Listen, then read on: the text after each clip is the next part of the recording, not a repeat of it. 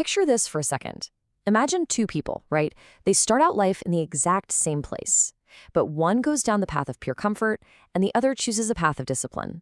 Fast forward a few years, and one of them is literally living out their dreams, while the other, well, they're just living with regret.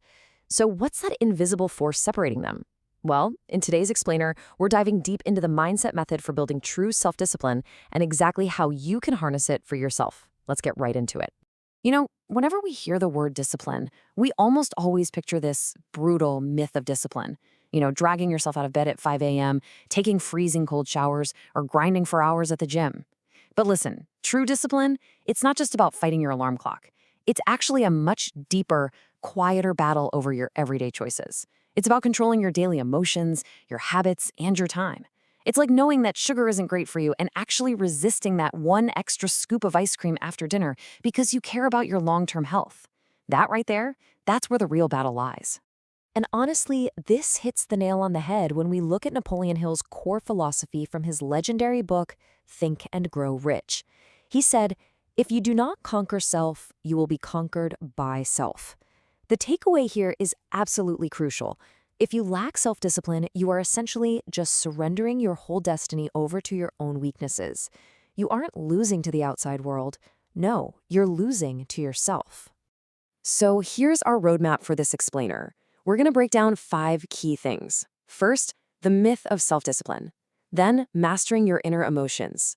The compound power of habits. Time as the ultimate currency.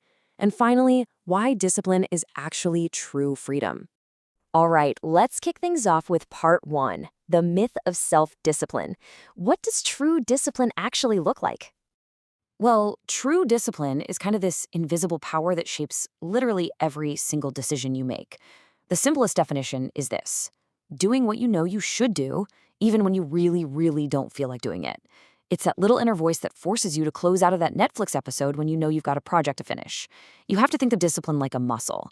Just like dropping down to do push-ups is painful at first, resisting those small, everyday temptations, yeah, it feels incredibly hard in the beginning. But over time, with practice, you build up this unbreakable willpower.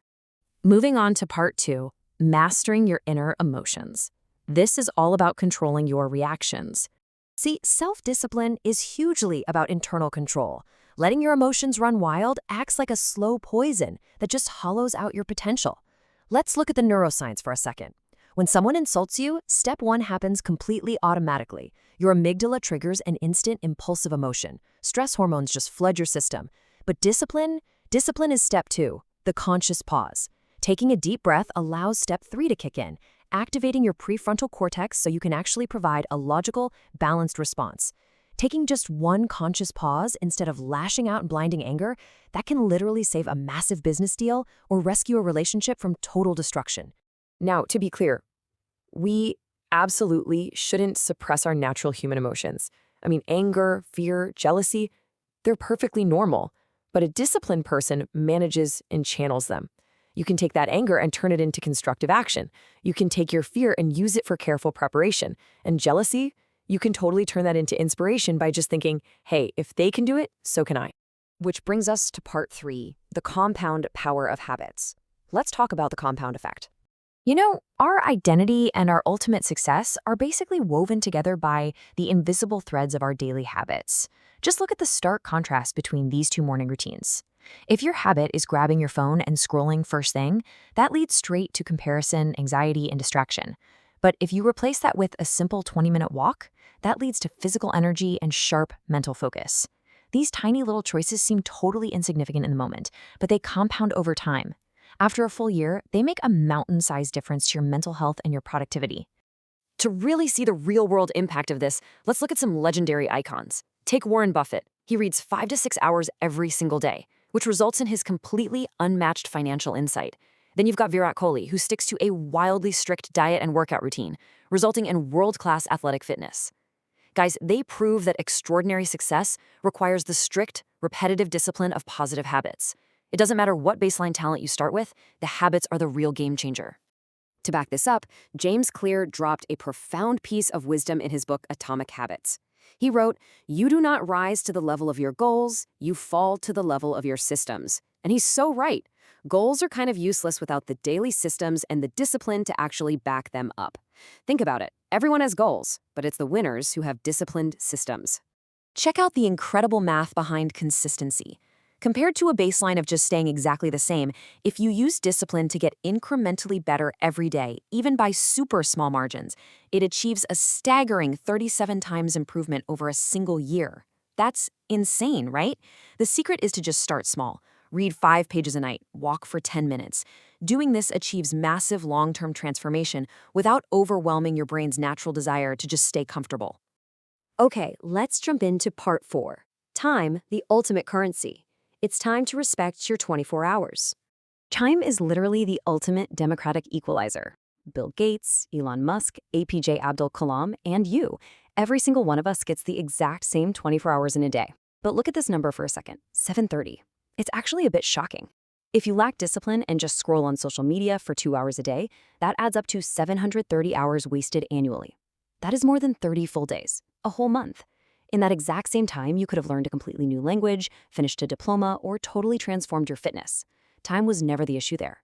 Discipline was. So the absolutely crucial point here is how you treat those 24 hours. An undisciplined person? They postpone difficult tasks and fall for those quick, easy distractions. But a disciplined person, they eat the frog first, meaning they tackle their absolute hardest task right away, when their willpower is at its absolute highest. They also eliminate trivial decisions.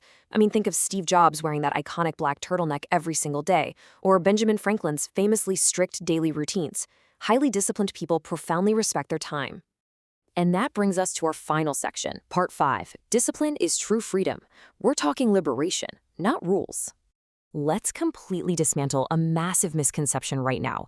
A lot of people think discipline is this restrictive prison of strict rules and endless sacrifices. But no, discipline is not a restriction at all. It is liberation. It's an incredible, life-changing trade-off.